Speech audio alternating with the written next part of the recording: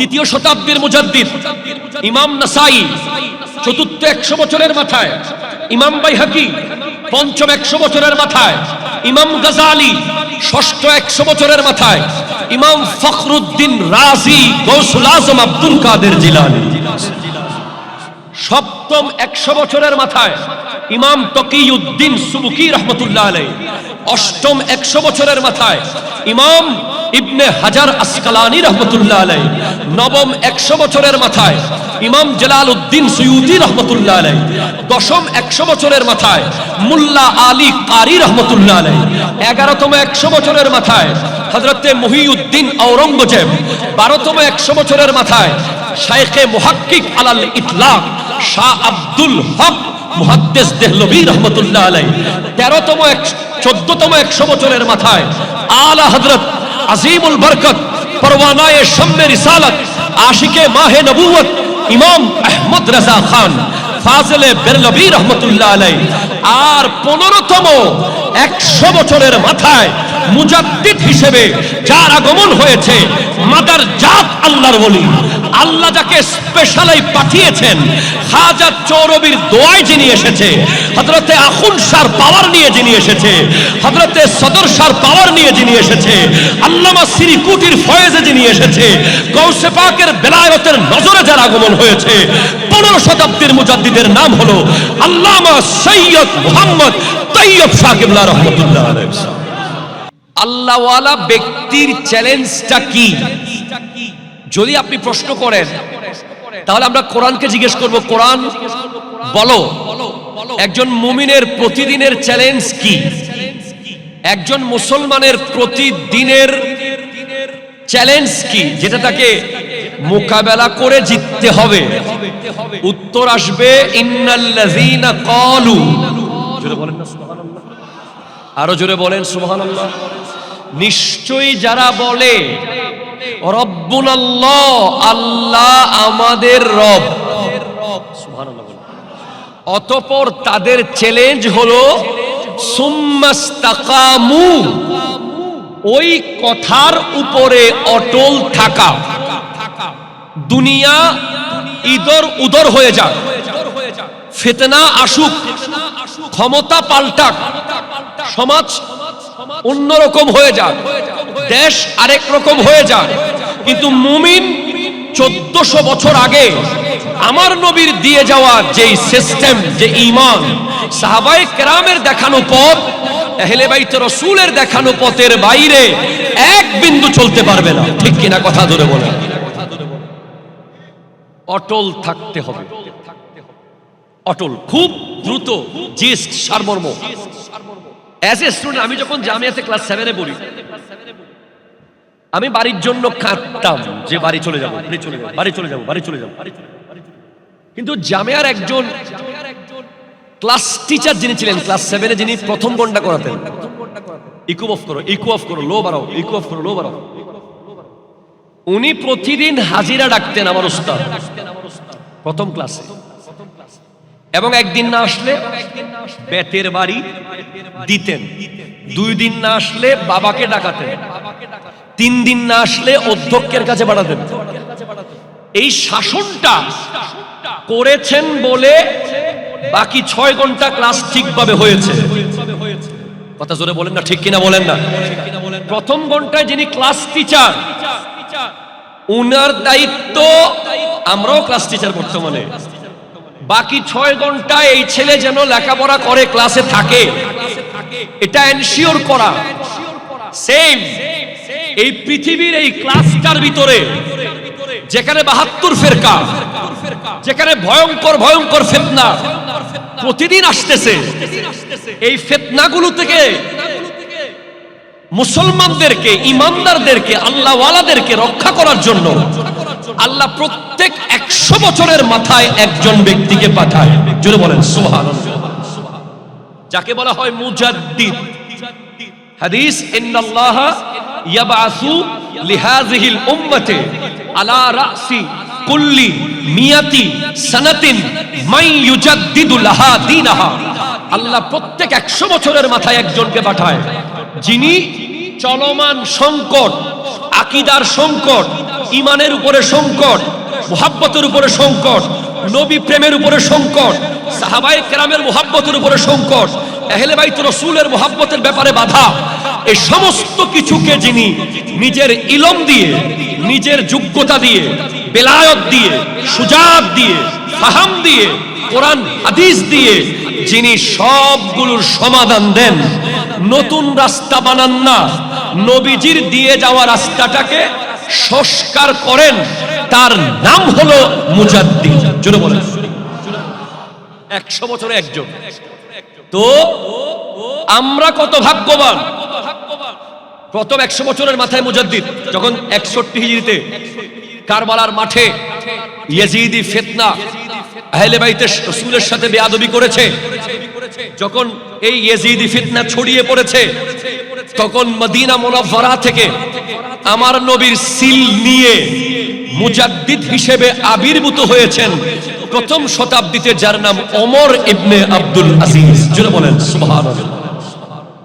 এরপর আবার 100 বছর পর সেকেন্ড শতাব্দীর মুজাদ্দিদ হযরতে ইমাম আহমদ ইবনে হাম্বল, তৃতীয় শতাব্দীর মুজাদ্দিদ ইমাম নাসাই, চতুর্থ 100 বছরের মাথায় ইমাম বাইহাকি, পঞ্চম 100 বছরের মাথায় ইমাম গাজালি, ষষ্ঠ 100 বছরের মাথায় ইমাম ফখরুদ্দিন রাজি, গৌসুল আজম আব্দুল কাদের জিলানী, সপ্তম 100 বছরের মাথায় ইমাম তকিউদ্দিন সুবুকি রহমতুল্লাহ আলাইহি, অষ্টম 100 বছরের মাথায় ইমাম ইবনে হাজার আসকালানি রহমতুল্লাহ আলাইহি, নবম 100 বছরের মাথায় ইমাম জালালউদ্দিন সুয়ুতি রহমতুল্লাহ আলাইহি, দশম 100 বছরের মাথায় মুল্লা আলী কারি রহমতুল্লাহ আলাইহি, 11তম 100 বছরের মাথায় হযরতে মুহিউদ্দিন আওরঙ্গজেব, 12তম 100 বছরের মাথায় শাইখে মুহাক্কিক আলাল ইতলাক শাহ আব্দুল হক মুহাদ্দিস দেহলভী রহমতুল্লাহ আলাইহি,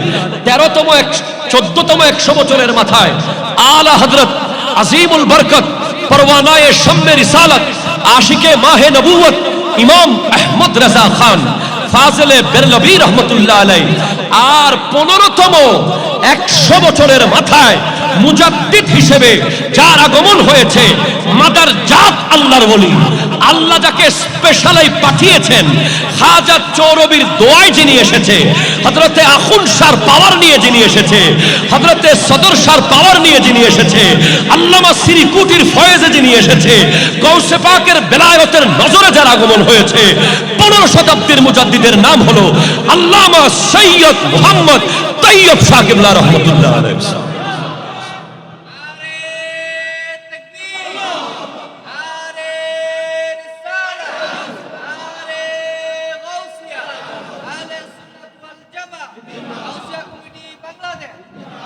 একটু জোরে বলেন সুবহানাল্লাহ, আরো জোরে। ভাইজান আপনারা তো জামিয়ায় মাসে 6 মাসে একবার যান, আমরা যারা জামিয়ার ভিতরে আছি প্রতিদিন, বিশ্বাস করেন মন চাই যে প্রতিদিন সিজদায় অবনত হয়ে আল্লাহকে বলি, আল্লাহ এই নিয়ামত কেমনে দিলাম, এই আজিমুশ শান নিয়ামত।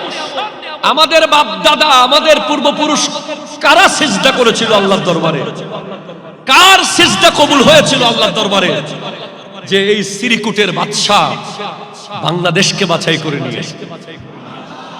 আপনি তৈয়ব শাহ কিবলাকে বুঝার আগে আপনাকে খাজা চৌরবিকে বুঝতে হবে। সুবহানাল্লাহ জোরে বলেন না। খাজা চৌরবি খিজরি আলবীর কাছে যেতে হবে। আপনি শুনলে অবাক হবেন, এই পৃথিবীর জমিনে নাবালেক অবস্থায় গৌসে জামান, তার নাম খাজা আব্দুর রহমান চৌরবি। গৌসে জামান হওয়ার জন্য অনেককে 40 বছর একাধারে নামাজ পড়তে হয়েছে, রাত দিন। কাউকে 60 বছর, কেউ 100 বছর ইবাদত করে। আর খাজা আব্দুর রহমান চৌরবি খিজরি আলবী, যিনি নাবালেক অবস্থায় গৌসে জামান হিসেবে আবির্ভূত হয়েছেন। ওনার বাবা ফকির মোহাম্মদ খিজরি, দুজনেই গৌসে জামান, এক করে দুই। তখন বাপ বলতেছে, এক খাপের ভিতরে 2 তলোয়ার থাকতে পারে না, তলোয়ার একটা লুকিয়ে ফেলতে হবে। বাপ চলে গেছেন। এগুলো স্পেশাল। 80 বছর বয়সে সন্তান যেগুলো হয় এগুলো প্রয়োজনে আল্লাহ পাঠায়, সুবহানাল্লাহ জোরে বলেন। 60 বছর বয়সে সন্তান হয়, 83 বছর বয়সে সন্তান যেগুলো হবে এগুলো নিয়মিত না, এগুলো যুগের প্রয়োজনে, সময়ের দরকারে, ঈমান রক্ষার্থে আল্লাহ আলাদা করে ওলি আল্লাহদের দোয়ায় পাঠায়, সুবহানাল্লাহ জোরে বলেন। খাজা চৌরবি উনি তৎকালীন সময়ে সবচেয়ে বড় ওলি হযরতে আখুন শাহ, আরো জোরে, আখুন শাহ সান্নিধ্যে গেছেন। আখুন শাহ দরবারের বাইরে খাজা চৌরবি বসে আছেন, ছোট্ট নাবালেগ। আখুন শাহ রহমতুল্লাহ আলাইহি বলছেন আব্দুর রহমানকে ডাকো। তখন সবাই বলে আব্দুর রহমান কে? খাজা আব্দুর রহমান চৌরবি খিজিরি আলবীর জীবনের শ্রেষ্ঠ সৌন্দর্য হলো নিজেকে লুকিয়ে রাখা। যারা সত্যিকারের ওলি তারা কারামত প্রকাশ করে না, লুকায় বেশি, প্রকাশ হয়ে গেলে ভিন্ন কথা। খাজা চৌরবি নিজেকে লুকিয়ে রেখেছেন, উনি আমি আব্দুর রহমান এটা বলতেছেন না। কিছুক্ষণ পরে ওনার সঙ্গীরা বলছেন এই তো তিনি আব্দুর রহমান চৌরবি চৌহর শরীফের। তখন আখুন শাহর খাদেম খাজা চৌরবিকে কুলে করে নিয়ে গেছেন আখুন শাহ দরবারে। মাথার উপরে হযরতে আখুন শাহ হাত দিয়েছেন। হাত দেওয়ার পর বলে বাবা যান। বলে হুজুর আমাকে বায়াত করাবেন না? বলে আপনাকে ফয়েজ দেওয়ার দায়িত্ব আমার, বায়াত করার দায়িত্ব আমার না। আপনাকে বায়াত করানোর জন্য পীর আপনার কাছে চলে আসবে। তখন খাজা চৌরবি চৌহর শরীফের জামে মসজিদে দেখে এক বড় আল্লাহর ওলি হাজির, যার নাম হযরতে শাহ ইয়াকুব গুনচিতরি রাহমাতুল্লাহ আলাইহি। আমরা যে সদর শরীফে পড়ি শাহ মুহাম্মদ আনোয়ারে শাইখে আকাবের নূর ওয়া নূর আ শাহে ইয়াকুব মুহাম্মদ জুল আতা কে ওয়াসিতে, সুবহানাল্লাহ। একটা হচ্ছে আনোয়ার শাহ কাশ্মীরি, যেটা আমাদের কওমি ভাইদের ইমাম, আর একজন শাহ আনোয়ার কাশ্মীরি। আনোয়ার শাহ কাশ্মীরি একজন, শাহ আনোয়ার আরেকজন।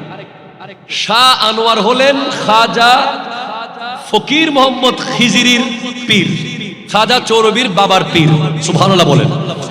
আর শাহ আনোয়ারের সন্তান শাহ ইয়াকুব হলেন খাজা আব্দুর রহমান চৌরবি খিজিরি আলবীর পীর, জোরে বলেন সুবহানাল্লাহ।